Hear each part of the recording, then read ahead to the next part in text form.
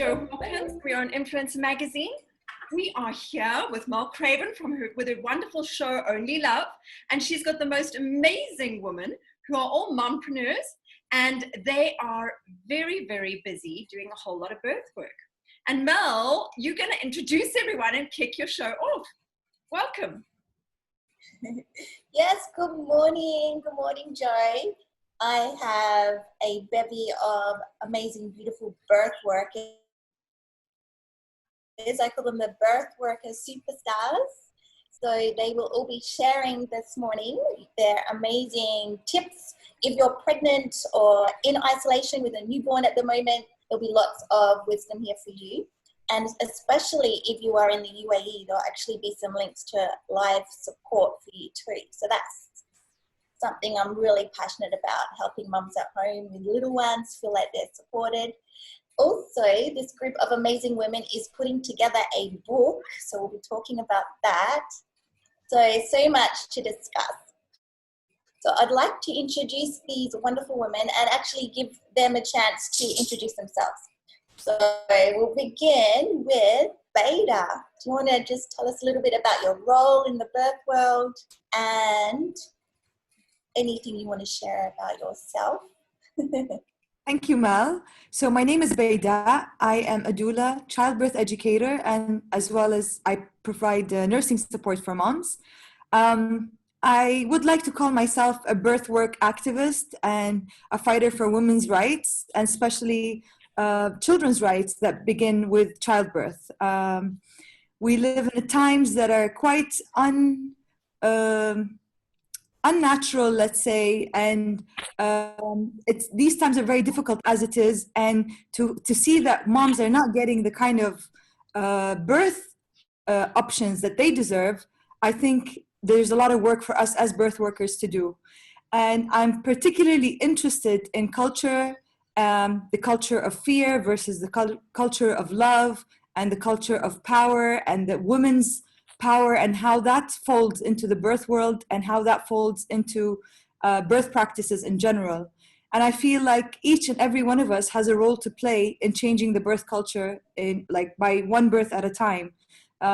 I know that a lot of us work on their own, but if you collectively see what we all do, we do quite a lot for the community. And by changing one birth at a time, we change the birth culture, because these women go out there and change the culture as well by demanding more for their second births, or explaining to their communities and educating the people around them.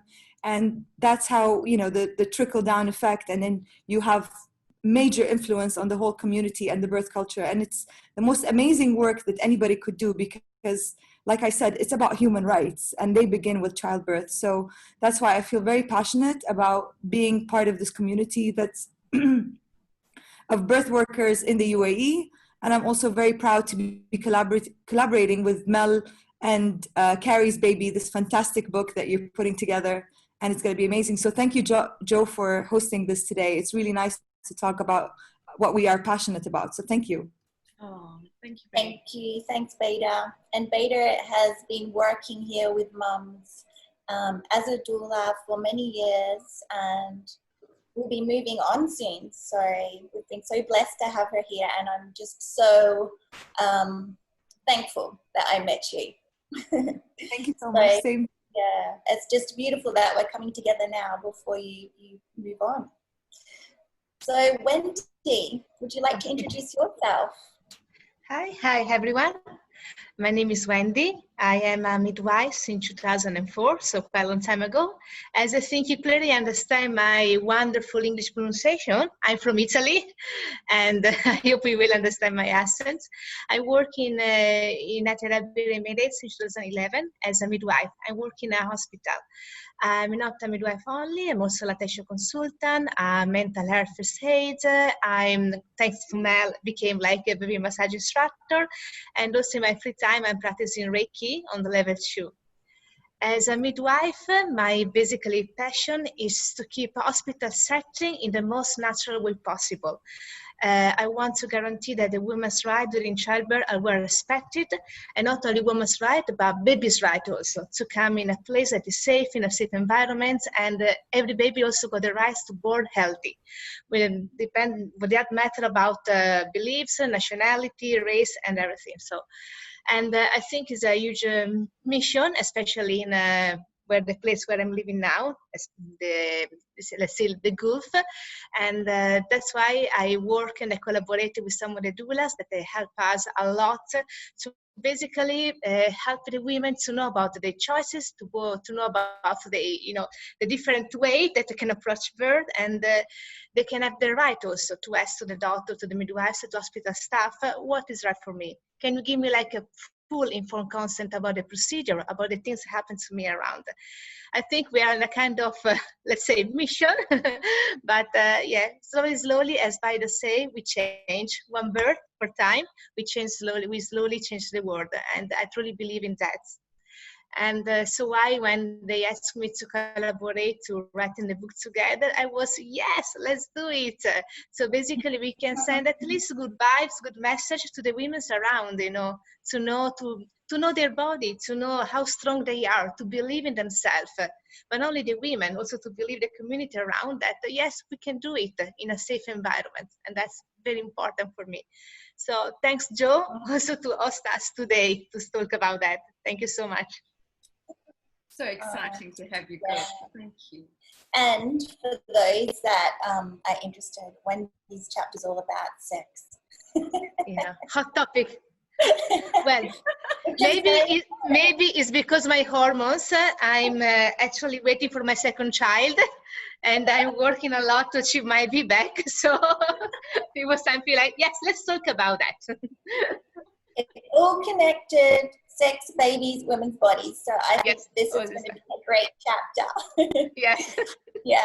Thanks, Wendy. So, Carrie, would you like to introduce yourself? Sure. Hi, I'm Caridad Sainz, and I am a birth worker currently in the UAE, but I'm mostly focused on just empowering women in general, women's rights, women's intuitions, women's need for community, women's need for love, self-love, and anything that has to do with holding space for themselves as well as holding space for others. When it comes to the birth world, I usually tell women that we have been kind of taught that doctors deliver our babies, that midwives deliver our babies, society delivers our babies. But in reality, if you had nobody in that room, you can have this baby all by yourself. You're the one delivering this baby. This is your body. This is your experience. This is your day. I also tell them that it is not a medical emergency. It is natural. It is a beautiful day. It is a beautiful experience. So those scenes that you see on TV where it's like, oh, hurry up, rush them to the hospital, 911, that's never the case. You take your time, you work with your body, you dance with your surges, and you just enjoy the day in general. So my belief is that every woman should have the best birth support team, be it your husband, be it your sister, be it a friend, be it your cousin, it could be your children, whoever that support team looks like for you. It doesn't have to look the same for everybody. Just have people that are on the same page, that will embrace you, that will make you feel loved and calm and centered. So I always tell women, find your support team, work with them even before the baby comes. It's so very, very important. And I'm excited to have this book collaboration with all these wonderful birth workers. I've had chills watching all these women work over the past few years. I see what they each bring to the table. So having a book together was just a duh.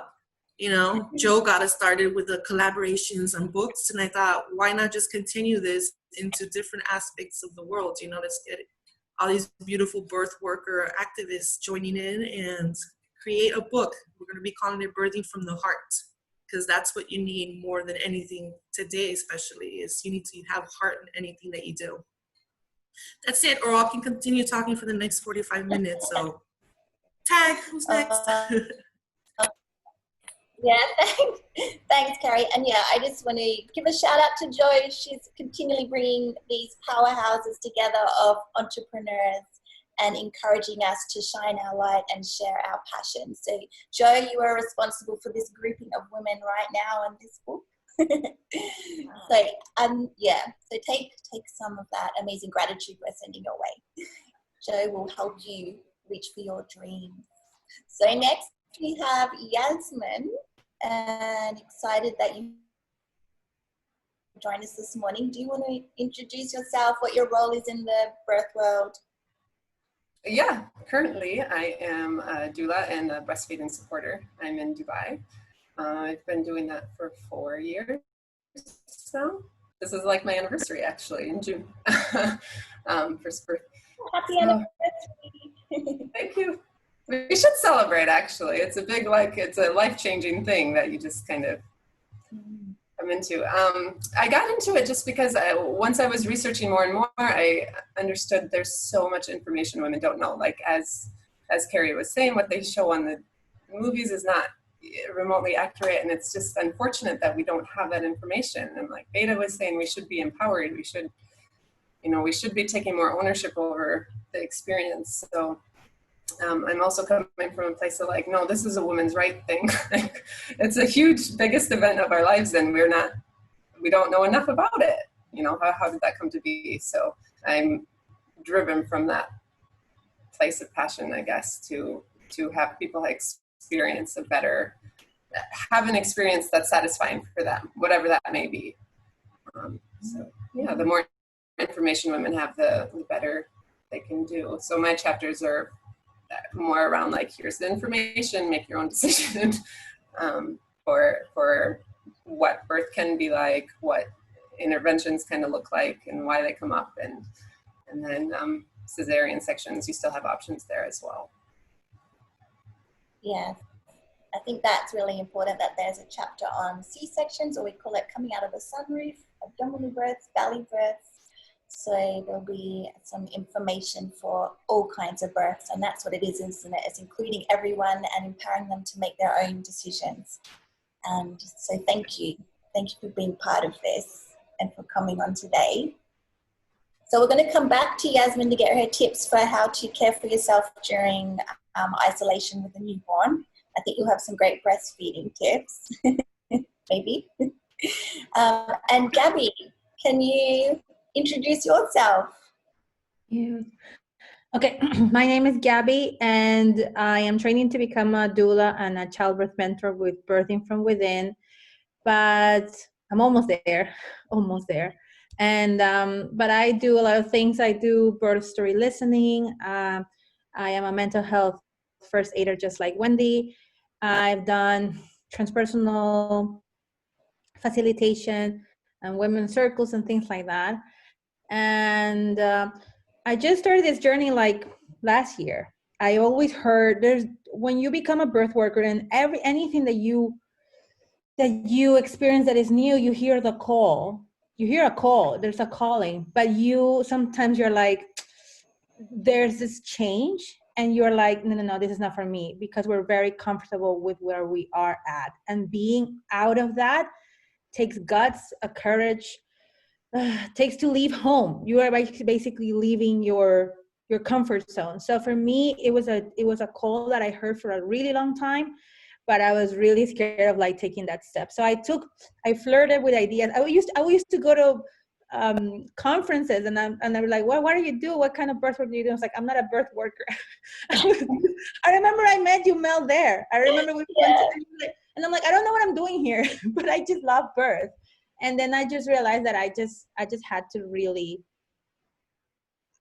there's a point that you can't deny the call. So I said, I just have to do this work because I love it. And I just found that Birthing from Within really aligned to everything that I believe to be true about birth, that you can have a lot of information, but if you don't really also explore why you're choosing what you're choosing, and prepare yourself in those ways, then it's not complete, it's not holistic to me. So I realized that I wanted to do that, and that's what I've been doing for a long time. And also, I love to work postpartum with women about their birth stories.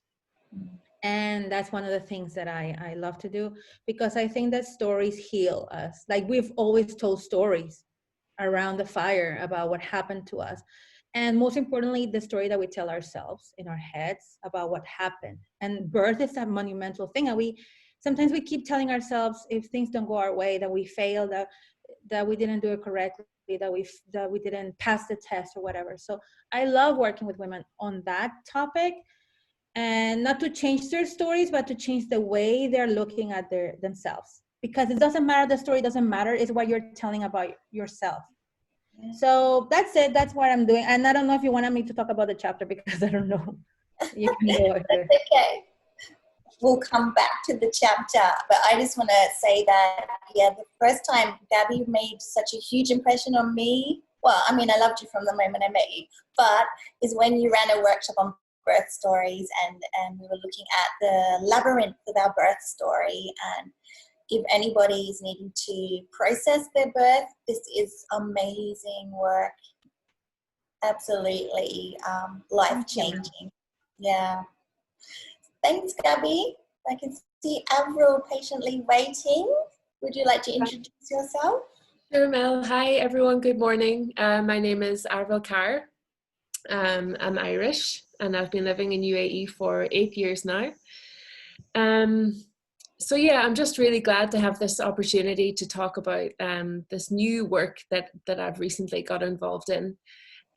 So what do I do in the birthing world?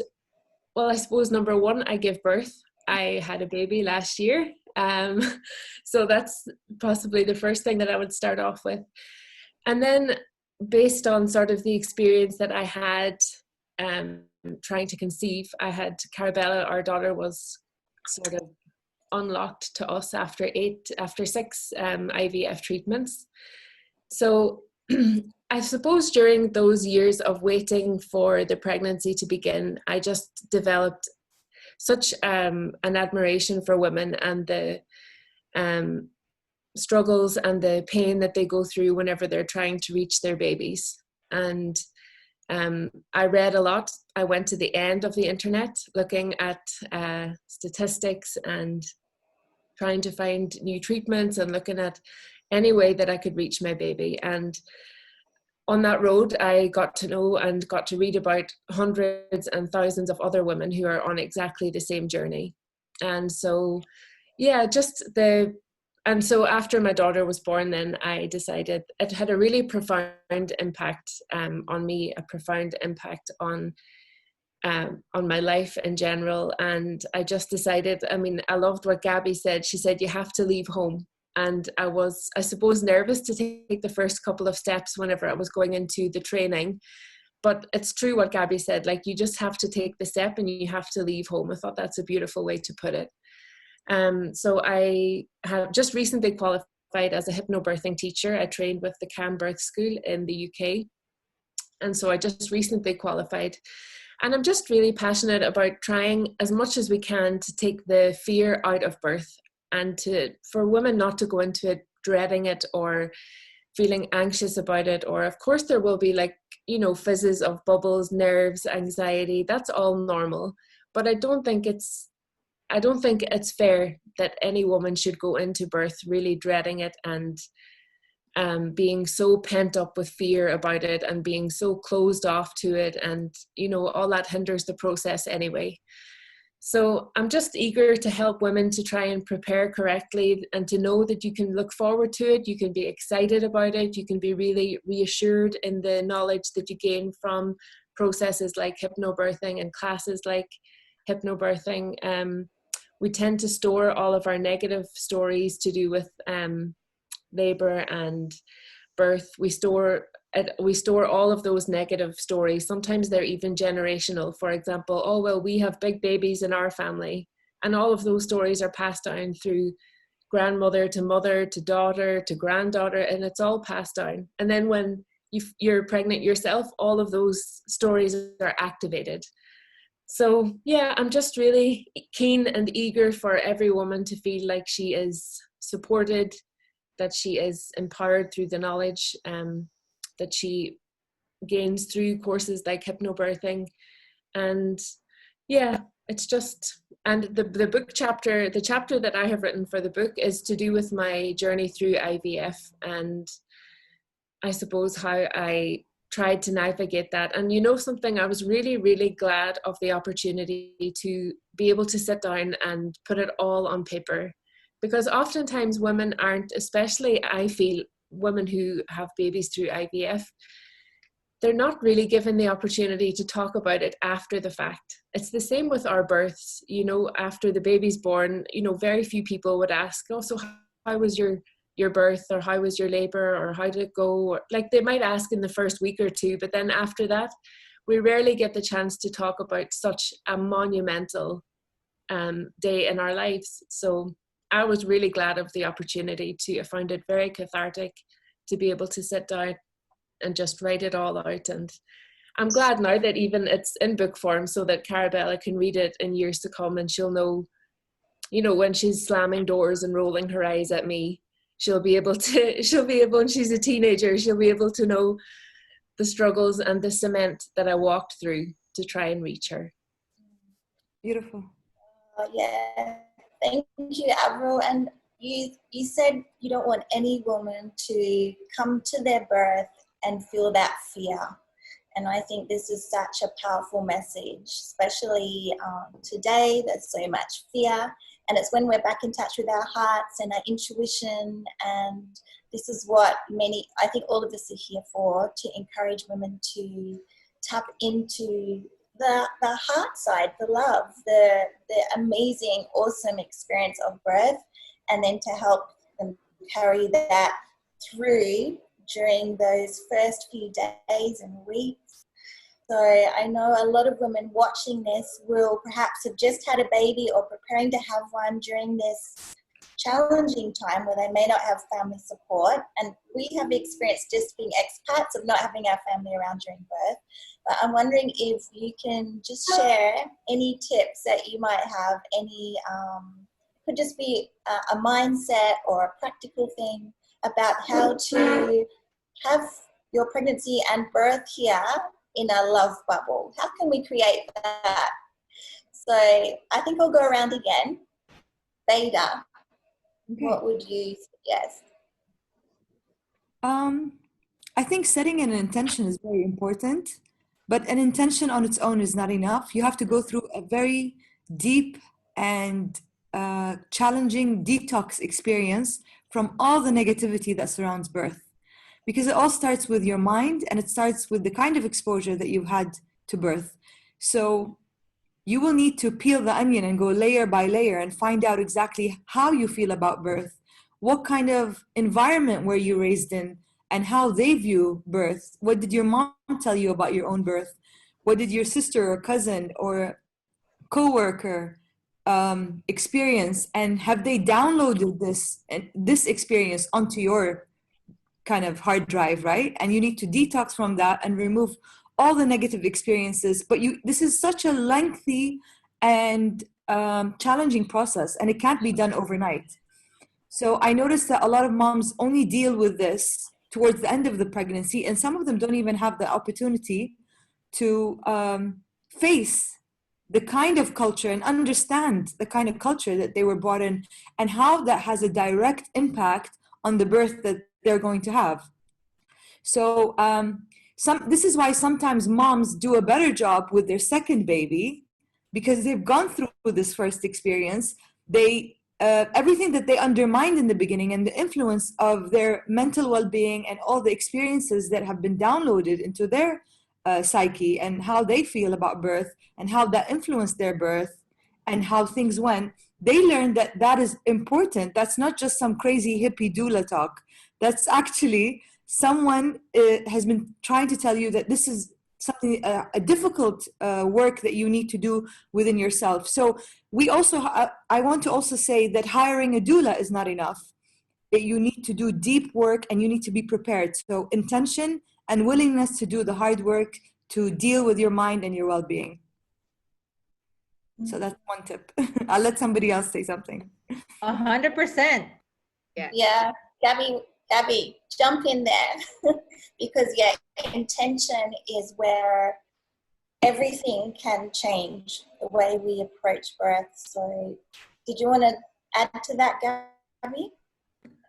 I'm not really, I think you said it all, Beta, but I think you said it all. For me, the intention, I think the intentions is even better than a plan. Like, we talk a lot about birth plans in the birth world, and I think that the birth plan beauty of it, or birth preferences, doesn't rely, it's not the plan, it's how educated you are about your options.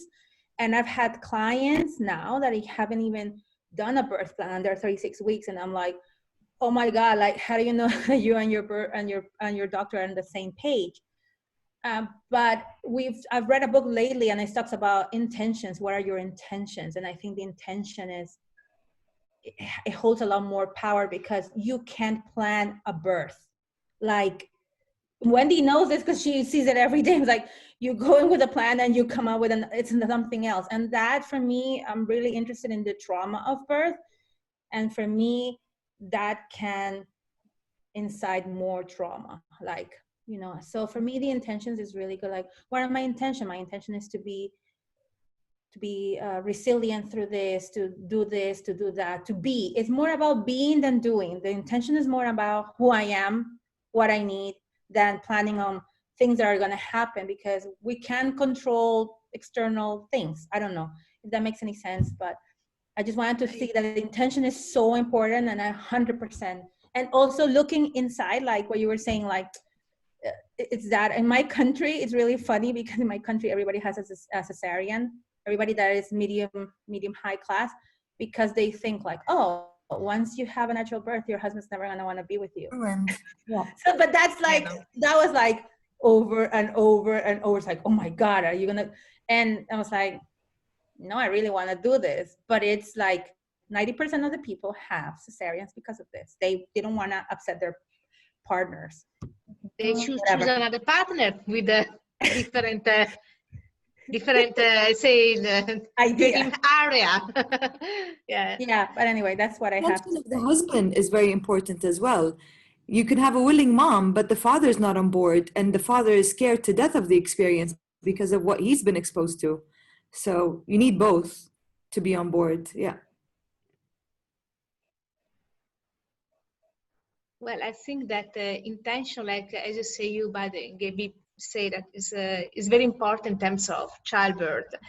And as you say, you need to inform your partner, because I think he's the first one involved on a child that is on arrival. So it must be a decision makes together, whatever you want for natural birth, what kind of natural birth you want, and also to educate the partner as well. So that's why I'm really, when I do antenatal class, I always involve the partner. Husband, please come. Be aware of what's happening. Be aware about your wife in labor, what will be the change in labor. And just a small point, because Bida mentioned a little bit about the fear in labor, like that.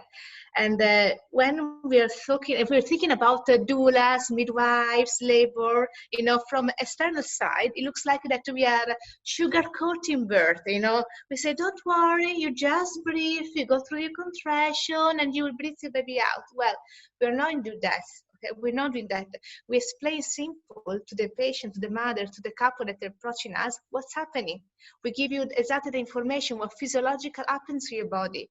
And unfortunately, most of the time, all the physiological path and physiological steps that happen during labor is totally missed, okay, because we are living in a world that is more medical. I'm not saying the medical interventions are not necessary or not good, because thanks God, we're in 2020, and doctor can save our lives, can save baby lives as well. But they can intervene when there is something pathological, something that not good well. And I think it's our role as a midwife, as a doula, to also explain to the mother that, okay, like Gaby said, things sometimes they don't go in the way where we plan.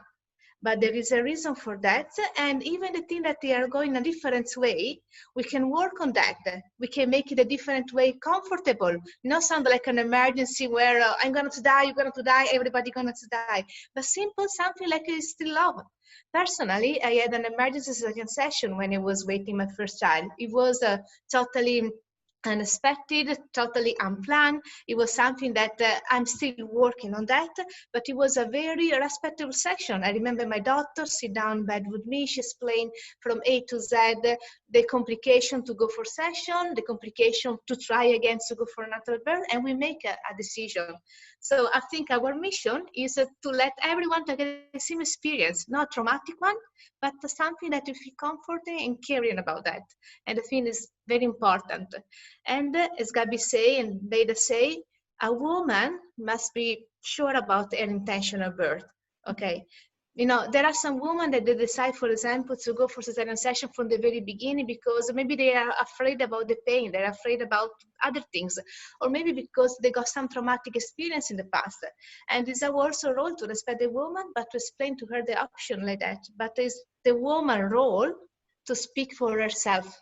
We cannot do the job. So that's why it's very important, birth plan, intention, and speak with the doctor, and speak with people around you. And we would like, I think even in our book, we talk about emphasize the woman role as well, to let the women to understand their body and to speak for them. Yes, so intention and also including your partner so that they can support your intention together. Yeah, I really think that's so important. Carrie or Yasmin? Yes. Did you want to add something maybe practical that, we'll talk about the mindset. What are some practical things that women going into birth now? I know you're working as a doula during COVID and things are a little bit different. So do you have any suggestion? I actually do. The most important tip that I can give anybody having a birth now during COVID, or even how you deal with your own family, is to release the word should. The word should is the biggest, I don't know, it's just like the word should just leave the dictionary, you know, like there's no way that you should be doing anything. You know, your experience will be different from anybody else's. A lot of us have found ways to remain super productive during COVID. You know, you're cleaning your house, you're learning new recipes, but another bunch of us just need to hide under the blanket for 6 hours a day, and that's perfectly okay. There's no way that anything should look, you know, there's no way your life should be looking any which way right now. We're all living in a pandemic. Don't let anybody tell you this is what you should be doing, because they have no clue. This is the first time they're experiencing this as well. And we're all learning and we're all growing together. Okay? You should, I'll use the word once. You should do whatever feels right for you at the moment, today, in birth, with your new babies, with breastfeeding, with formula feeding, with anything. You know, just do what feels right for you. Minute by minute, day by day, week by week. And nothing ever looks wrong. That's my number one tip. Great tip. Yeah, just throw should right out the window and tune into what you feel is your truth, which will be different to the person next to you and the other person that told you their birth story. Yeah, and it's also very important to check in with yourself constantly. You know, just check in. How do I feel at this moment? Am I angry? Why am I angry? Honor that feeling, work through it. Am I sad? Why am I sad? Work through that feeling. And all those feelings are very, very okay and very important. Thumbs up from Gabby. Yeah. I'll just add on top of that a bit to Carrie, because it's the same thing I say for COVID, no COVID. It's know your options, understand, and both for the husband and the wife, right? Know your options, understand everything, and then make a choice for you. Even once the baby comes, like your sister says something, your mother says something, they all want you to raise this baby in a different way. Like, throw it all out the window, you know, like it's just confusing and it's too much. Do what makes sense for you. Like I did elimination communication with my kids. It sounds crazy. You put an infant on a toilet, but it worked for us and we enjoyed it. And we liked that extra communication, you know. Even my husband thought it was weird, but no, I just stuck to it. And then he came on board later once he saw it was working, you know, like do what works for you. I mean, it's hard for a lot of people to throw other people's judgments out, but it is a must. And even I see a lot of new mothers find that finally once they have a kid, because then it's they're protecting that child and they're doing what they think is right for the child. So then they finally release like this needing to please other people. And I think that's so great. And I hope like for everyone to find that. But I hadn't even planned on talking about that, but you guys brought it up and it's just such an important point, you know. I do think as well, you need to take the time, like, especially now during COVID, it's easy to think I should be doing something else. I should, even for myself, I do that. I need to be doing this, this, and that. Those are my priorities. Like, I can't spend time to read a book now. I can't spend time to do this now. But sometimes you need to give yourself that break, and it's okay. So it's just like having that reminder sometimes. And I'll just mention some breastfeeding since Mel brought it up. Ask for what you need. I think that would be great. Yeah, ask for what you need with breastfeeding. It's if you're home and you have somebody helping you, that's one thing. But ask for food. Like, I'm thirsty now. Can you get me something? If you're in bed, have the partner get the baby to feed at night. You know, you don't have to do all of it just because you are the one direct breastfeeding. There can be other ways to assist, like they can change the diaper and then bring the baby back for a feed, whatever the case. But for moms in isolation, that's tough, but we're here to support. Beta is helping set something up, and we're here. We'll do other circles for you. You know, contact us if you just need somebody to talk to, even because being in isolation with my newborn, my goodness, you know, that's a lot. But if you can try to keep a positive attitude about it, to say, well, I get all this extra bonding and nobody's distracting me, and nobody's asking me to do anything else. So I guess it's a silver lining, even though it's probably not the greatest. But we're here to support you. And don't you think as well, ladies, I'm sorry now, Mel, maybe to just be butting in here, but like everything that I've heard in this portion of the conversation, these are all transferable skills for women that we can use and we can pass on to other women that if they engage with them, will help them immeasurably throughout the whole entire span of their lives. Like what I've heard in this portion is ask for what you want. Tap into your intuition, delete the word should, do what's good for you. I mean, I know that some women are only asked to pick up these battens whenever they're maybe pregnant or, you know, going into labor or birth. But really, these are all transferable skills, because life is a series of decisions and a series of challenges that we come across, you know, all through our lives. So I just think that in as much as women prepare for their labor, they prepare maybe with a doula or with a hypnobirthing course, they have some breastfeeding support. All of these skills are interchangeable throughout their whole lives. It's true. Yeah, exactly. And not just, I've always noticed that birth is like a portal to a whole new way of seeing the world. And it's often when women find their mama bear, their lion strength, and then taking that and applying it to their whole life. So it's a good reminder. And also, I know people tuning in that may be looking at parenting in other ways, not just biologically. So I think you can apply it to in any relationship you have as a caregiver, and at supporting children and supporting each other. Yeah. I wanted to ask Beta, because I know you've just set up an initiative to help mothers that are being placed in hotels with their newborns straight after discharge because they have COVID. So can you just explain a bit about what you are helping to set up to support these mums and how people can access it? Yeah, thank you. I'd love to share.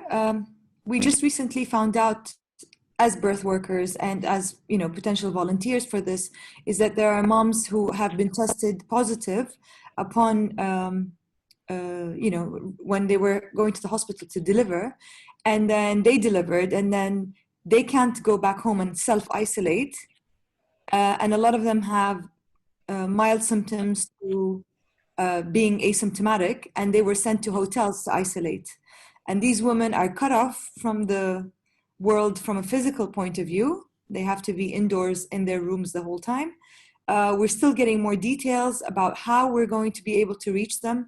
We're putting together a resource flyer, and I've gathered, I think, about 15 birth workers, from doulas to midwives. There's a doctor or two and a psychologist and a mental health nurse. And so there's a group of us that I think would do good in helping these moms. And to be honest, they don't really at this moment need professionals as much as they probably need somebody just to pick up the phone and call them and check in on them and tell them that, you know, we know what they're going through, or we can imagine what they're going through, and that maybe give them hope for the next day, that they know somebody else is going to call again the next day and check in on them. You know what I mean? So they can have something to look forward to, because I'm sure connecting with their friends and family has been helpful, but there's more power in, you know, women connecting with other women and helping them through difficult times.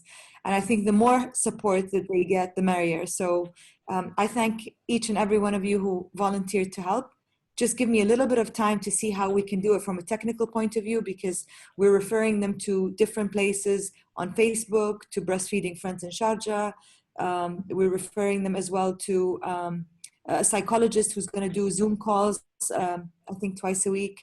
I think Gabby might probably be doing birth story circles, and we can all take turns doing that, so that we can at least have one slot per week that they know they can check in. So kind of like a mommy cafe where people can come in and out and see what's going on. And maybe some might need individual care. So we just have to figure out how to do it. It's quite a lot to handle because there's a lot of us and everybody wants to do it. We just have to figure out how this volunteer effort is going to take place and fall into place. So yeah, give me time. Yeah, thank you. So if people want to be involved, they can contact Beta. We'll put the link below. And yeah, I think every new mum needs like a support cafe they can just dial into. So that is going to be so important, because I can imagine you come in from hospital and you're just suddenly in a room with the baby, which is great if it's your third or fourth baby, right? Because you're like, at last, time by myself. But for the first time mothers, when you're unsure, like, is the baby had enough to drink? How do I change the diaper? And when that baby has colic, what to do. So yeah, they might be having problems with breastfeeding, or maybe had difficult births, cesarean births. They really need support at the moment. Yeah. So that is so important. Is the group on Facebook, Beta? I'm sorry? Have you set this up as a group on Facebook? No, however, we have a directory on Facebook. It's called Abu Dhabi Birth Directory. And I made a thread over there, a post, and underneath is all the volunteers, not only from birth workers and people that are related to the subject here and are professional, but there are moms with experience that are willing to buddy up with other moms. So the resource list is gonna be like, if you want a buddy or you want to know birth workers, you can go to the directory if you want. So it's not gonna be a one phone line that they could call. It's gonna be a bit. Can I recommend that you do a Facebook group where all of the moms and all those who want to support can be? Because if one mum at 2 a.m. is online desperate and there's somebody else awake, they can connect and Zoom or do a messenger chat so that whoever is available, and then they can even talk to each other, you know? I just have to redirect the traffic, and I think this is doable. This is a good suggestion, Joe. Thank you. That's fantastic, and we will definitely promote it here at Influencr Magazine, because I think that's an amazing initiative. Thank you. Yeah. And I think, sorry, can I add one thing, Zoli? I think it's important not only for the mother that are confined the hotel, but mainly for all the mothers in general, because well, as a midwife, we were doing antenatal class in the hospital. Now, because of COVID, the antenatal class were stopped, for example. We were allowed to have like a birthday partner in the delivery room. Now we allow only one person to be in the delivery room. It can be the husband, but sometimes the husband cannot provide like complete full support. Sometimes the husband will be freaking out more than the wife during the labor. So you find a midwife supporting the husband, supporting the mother as well.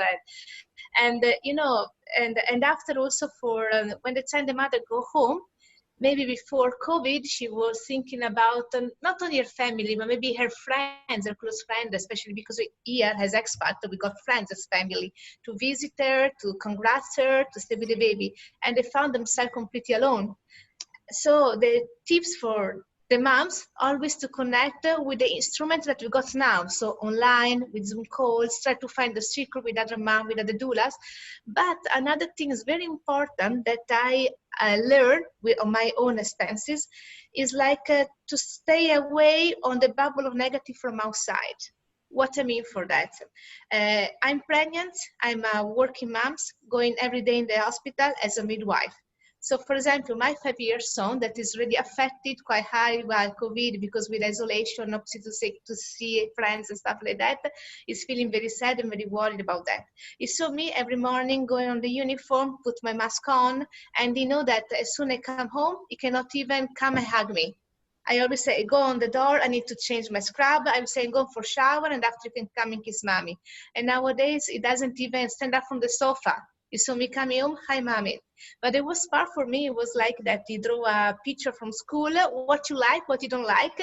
And the only thing that he didn't like, it was a big picture of the coronavirus. Like, I don't like that, mommy. It's the only thing that I don't like. So I said, okay, so it means that we need to do something about that.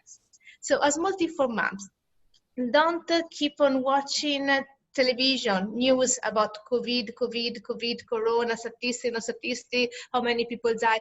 Don't try to go too much in the both sides, in the people that they say, oh, it's the most dangerous virus in the world, or to people that say, don't worry, just like a flu. Just completely avoid the subject for a while. Follow the normal health precaution, washing your hands, try to avoid maybe to kiss and hugging people.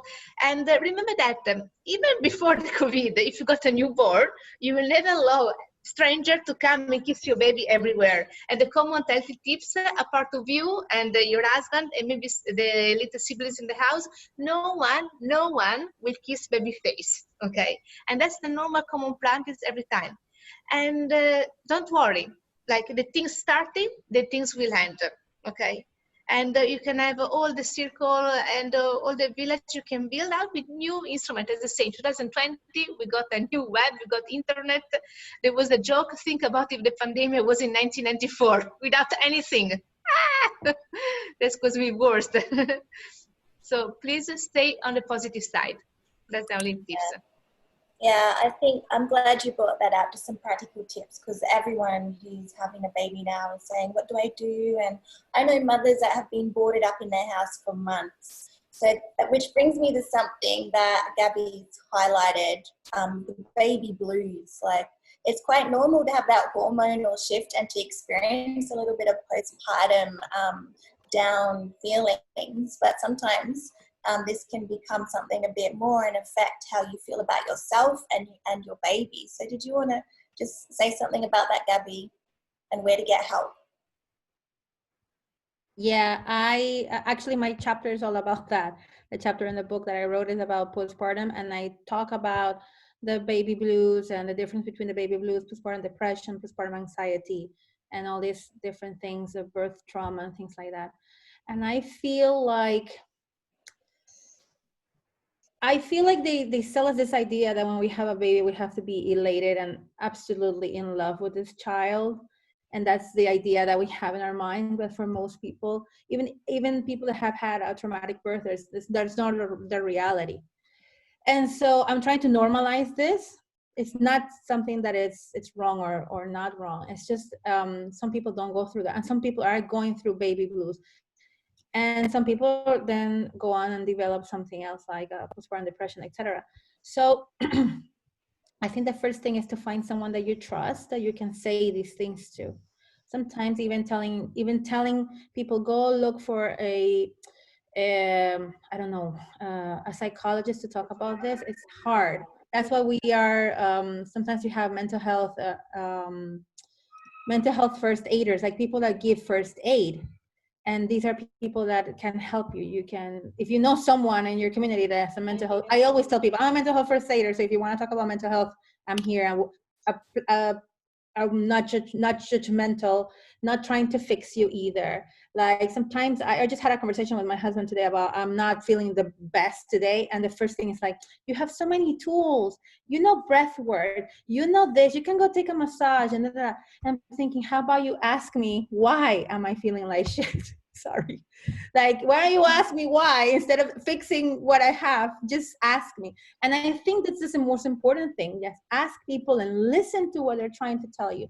So if you find someone in your family or in your friends that can hear you out, it will normalize, because chances are they felt also this baby blues. And then see from there, if you had a childbirth educator, your hypnobirthing specialist, your birthing from within mentor, childbirth educator, midwife, I don't know, doctors, I don't know if they do this, but someone you can talk to how you're feeling, and it will just reduce that anxiety of like, oh my God, what's going on with me? It's kind of normal. It's kind of like the hormones and everything.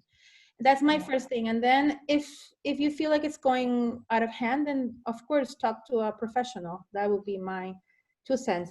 But take care of yourselves in that way. I don't know if that answers the question. It's just to find a person who can actually listen.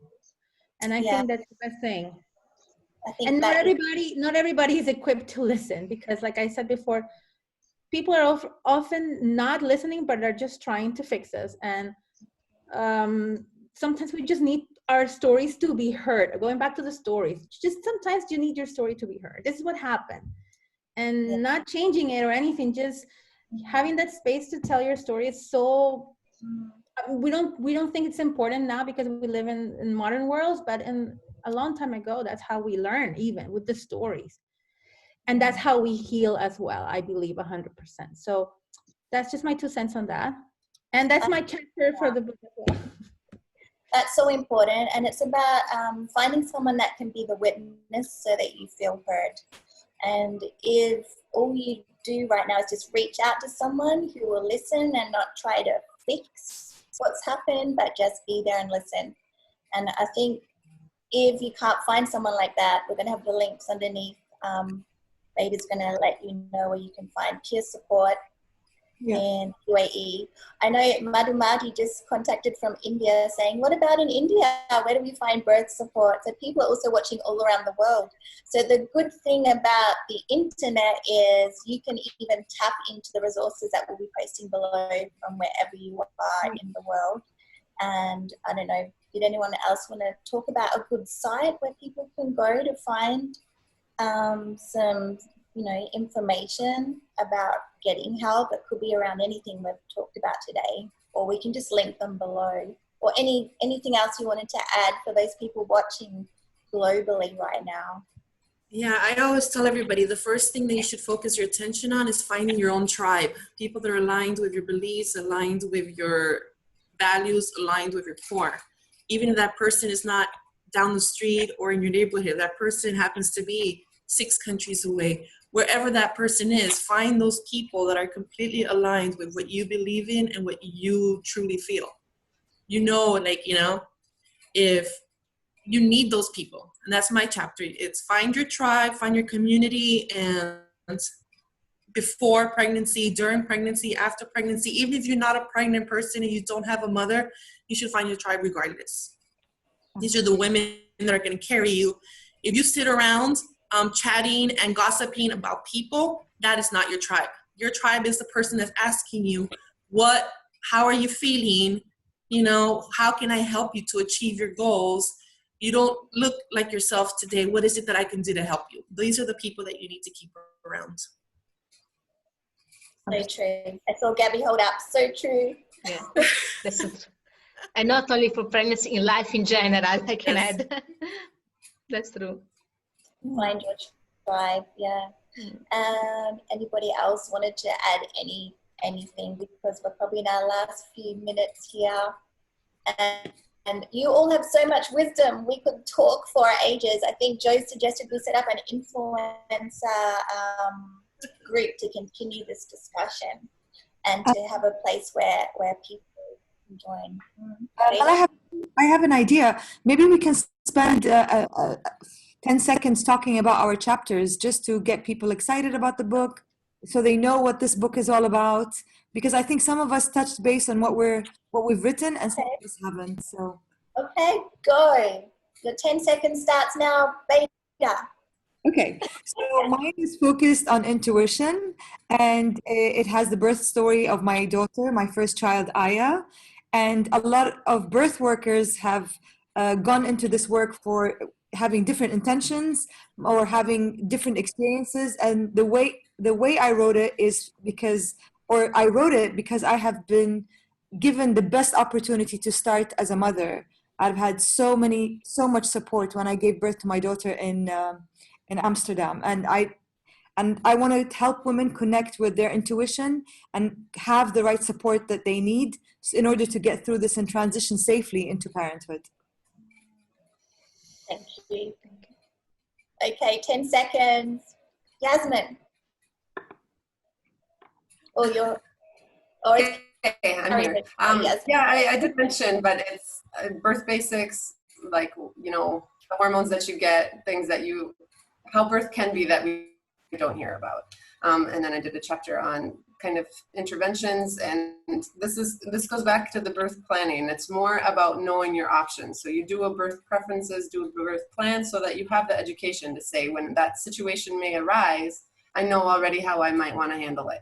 And I'll know information behind it in case I'm not getting the full, 20 different facts, pro and con about everything. You'll already have that information, you and your partner. So it's important just, again, to be educated, and that's why I'm contributing that as a chapter. And then the cesareans, so even if you need one, or even if one comes up, there's still things you can ask for. You still have options.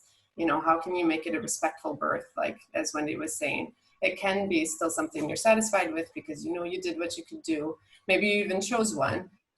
It's just you chose it with, again, all the options. Like, I can do skin to skin in the operating room. I've asked for that. I know it's an option.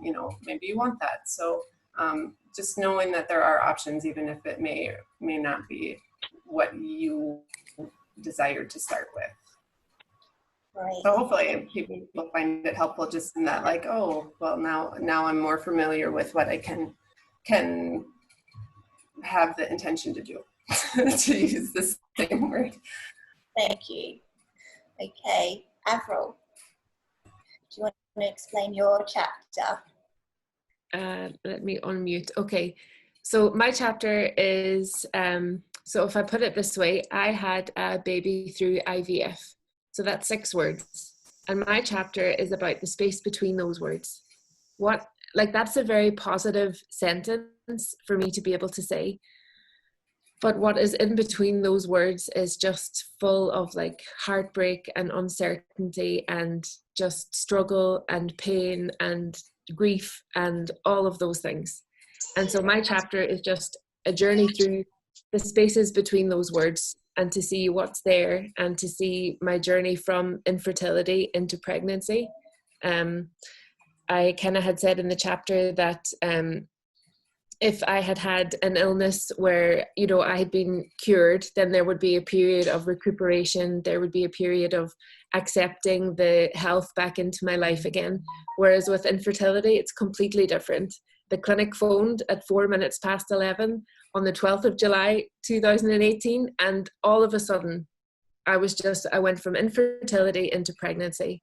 And so while that was fantastic, it takes adjusting as well. So basically my chapter is the journey through what's between those 6 words. I love that. Such an important chapter. Thank you, Avril. I'm going to give Jenny some time. She's just arrived, but Jenny's also an amazing birth worker superstar currently in Thailand. So we're just going to give 10 seconds, which I'll come back to you, on your chapter in the book, which is Birthing with Heart, the birth of a mother, about to come out soon. So I'll just go to Gabby so that you can explain your chapter in 10 seconds. It's a bit longer. Yeah, you, Gabby. Oh, okay. Well, I wrote a chapter on it's called "I Had the Baby, Now What?" because it's like an afterthought after you had a baby, and most of the moms that I see, the moms that I work with, is like, oh, I'm they feel overwhelmed. They feel like they're not themselves. They feel isolated. I cannot imagine now having a baby and feeling so isolated, because you're literally isolated. And so I talk about all these things that most moms do experience after giving birth, kind of to normalize the experience, because we know so much about birth, but what happens after is kind of like an afterthought. So I wrote a chapter on that, and then that's done. But Caridad knows that I'm currently writing one on VBACs. And basically my experience on the VBAC and how it's supposed to be, not how it's supposed to be, but what helped me in my journey. And I realized that there are 3 things that helped me a lot. One was to have compassion for me and compassion to what happened in the other births. Okay, so if I see everything that happened with compassion, I can heal. Then there's the courage to see what happened in that birth that I don't want to see now. I'm like, instead of saying, I'm going to make it over, and the courage to know that it might not happen the way I want it. Those are the things that really helped me, because I didn't want to be set up to disappointment again. The expectations were too high. People were telling me, you're going to do amazing, it's going to be amazing. And I'm like, how do you know? Don't sugarcoat it. Like, I don't like people sugarcoating stuff with me. And the third thing that I want to mention in the chapter is the connection. And like you said, like the tribe, like find people you can talk to about what's happening through this journey. I found that very valuable. So that's the one chapter and the postpartum chapter. Hopefully I'll finish this other chapter soon. But that's it. Thank you. Thanks, Gabby. And Jenny, I know I said hi and then you didn't say anything. Do you want to jump in now and just introduce yourself quickly? Yes, sure. Hi, guys. I'm sorry I'm late.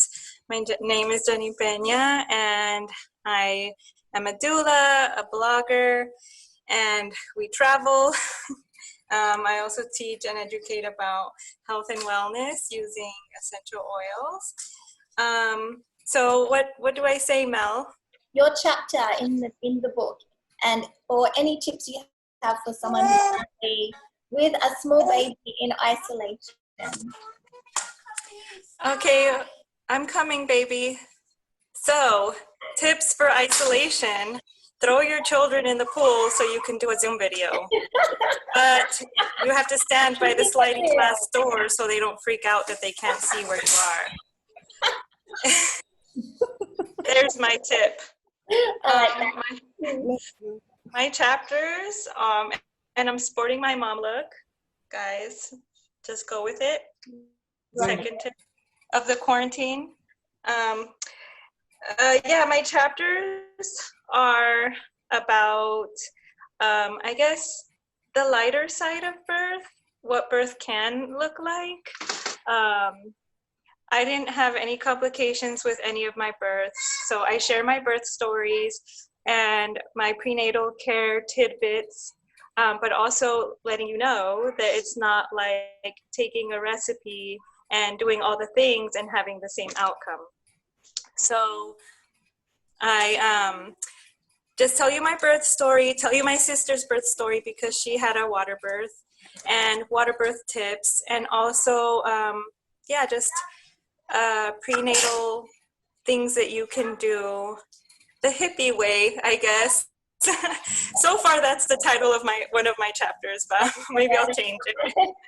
So the book's going to have everything in there from planned, abdominal births, belly births, to the hippie way of birthing, and it's going to be a beautiful chapter on water birth. So thanks, Jenny. I'm just going to ask, we had, Yasmin gave her tips. Wendy, did you want to give your 10 seconds about your chapter? Well, so I wrote 3 chapters. One is like about sex in pregnancy. Yoo-hoo! Just because I found that it's a topic that usually is not really talk about that, and I think it's an important in terms of woman desire, and also like for couple, because sometimes sex can unite couple, or sometimes pregnancy sex can literally divide couple, and I think it's very important, especially after the postpartum, when you need your partner more than ever. So that's why I want to write about that.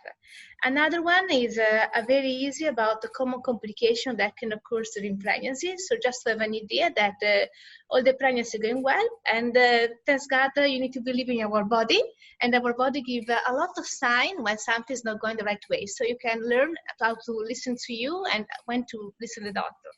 And the last one is about the working moms and no working moms. Because as I was said before regarding the baby blues, there is a lot of expectation from women, from the society.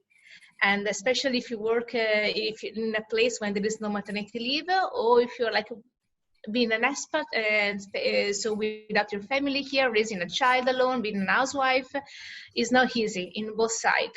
And sometimes from women, we need to learn how to basically take care of each other, whatever we are doing, and I think is a very important path. That's all. Thank you. Thank you. And who did I miss? Carrie, did you talk about your chapter? I'll be quick, I promise. I've already touched on one of the subjects, which is find your community, find your tribe, find how to find those resources that you need that are aligned with you. And the introductory, the main chapter, the one that I'm working on is birthing the mother. So like, how do you navigate those new feelings, those new beliefs, those new values that you currently have after having introduced a new child into your life? Not just maybe through birth, but also, through adoption, or maybe you're caring for a family member. So how do you navigate this new person that you are, birthing the mother? So like, you're no longer that person that you were before, but you want to keep parts of her. You want to keep her passions. You want to keep her joys. You want to keep those things that kept her happy for so many years. But you also want to start introducing new things without releasing all of you. And it's also a constant reminder that you are a person, 100% still a person, and you're not just an extension of another little human being. And this person's not an extension of you. You are each your own individual person. So that's that one. Was that 10 seconds? Yes, that was brilliant. And if you don't care about any of the other chapters, I know we also have Iman. She's been teaching a class. Her chapter is about keeping faith throughout the pregnancy, even when you get bad news about, or scary news about there's like maybe a medical condition with your baby, and you know about this even throughout the pregnancy. So keeping the faith, and it's so very important. But if you don't care about the faith, you don't care about anything, we have sex in the chapter, so just buy the book for that. And also, we have a sexy one. Yeah. Also, I'm adding a chapter. Yes. Yes. And it's on prenatal yoga and exercises, and how you can bring your breath and movement into preparing for an active birth, or just to help you relax during that epidural. So lots of tips on movement and breath. Yeah. So I can't wait for it to come out. So the book again is Birthing with Heart, The Birth of a Mother. And all these wonderful birth workers, superstars, have contributed. But also, even more important, we are available to support women who are in isolation at the moment with their newborns or preparing to birth during COVID. So there'll be links underneath. And please share this with anybody that you know who is finding it challenging right now, or just they might not have said they're finding it challenging, but just share the links so that they can get the support they need. Yeah, so important. You are not alone. You have a tribe of women who are here to support you wherever you are in the world. We'll organize it when we're beta. I'll try soon enough, hopefully. Yeah, but there's already lots of support out there, so we can help link you to that. Exactly. Yeah.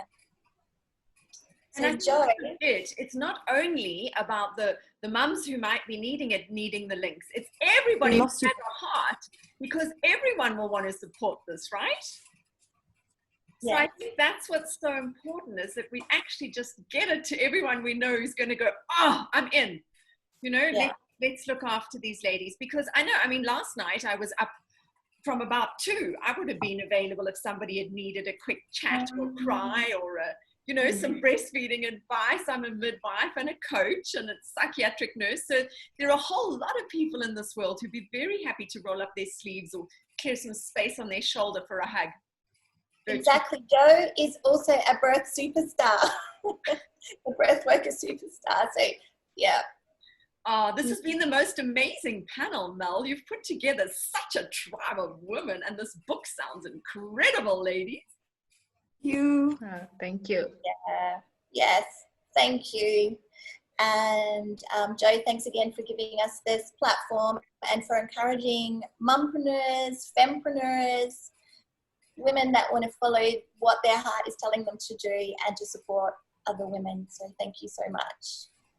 Thank you, ladies, for joining us. It's been such a pleasure. And we're really very excited about that support group. So we will make sure that we spread the word. Okay. Someone take the photo. Ladies saw this wonderful comment from Stephen. I want to just give it to you before you go, and then we'll just say goodbye to our lovely Facebook family. But Stephen Levy says, my daughter Jay, who is just due in 2 weeks today with her first child, is watching this and has just WhatsApped me to say, loving this, so interesting, and a big heart, her word. Oh, So thank you, all wonderful ladies. All the best. Thank you. Thank you so much. Thank you. Good luck. All the best with your little granddaughter? Yes. Yeah, or first Wow. you're going to be a grandfather, so congratulations and all the best. Wow. That's exciting. And thank you all to our wonderful Facebook family who are always there to see what we're up to and to join in and to encourage other entrepreneurs. You know, we're all about starting businesses that you absolutely love. And that is what we're here to encourage and to inspire and to help you along the way. So do not feel alone. Know that you've got a whole tribe here in your corner and that we've got the most incredible experience amongst all of us. And we're always looking for more people to add into our family because that's what it's all about. So thanks, everybody. Thanks to everyone on Facebook. Lots of love. Thank you. Thank you. Bye-bye. Bye. Bye. Virtual hugs for everybody. Bye.